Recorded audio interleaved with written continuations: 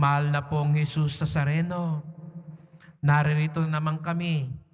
Salamat po, hinatid niyo kami dito sa inyong dambana. Salamat po at sinasabi niyo sa amin, huwag kaming matakot. Dahil sa totoo lang, mahal na pong Jesus Nazareno, marami sa atin napipilay na sa mga pagkatakot sa buhay.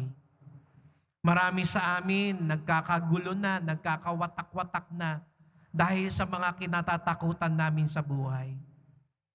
Ipaalala niyo po sa amin, naririyan kayong lagi sa aming piling. At mahal na pong Jesus Nazareno, salamat din po. Pinapaalala niyo sa amin, mahalaga kami. Kahit minamaliit kami, kahit inaapi kami, kahit kami kinakalimutan, maging na mga sarili naming mahal sa buhay, naririyan kayo.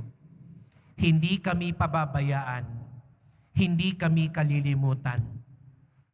Ito ang aming pangahawakan habang nagpapatuloy kami sa buhay. Sapagkat ang tunay nawa naming asamin, hindi ang kagandahan ng panlabas, kung hindi ang kagandahan ng kalooban. Tulungan mo kami maging tapat. Tulungan mo kaming maging totoo. Tulungan mo kaming maging mapagkumbaba.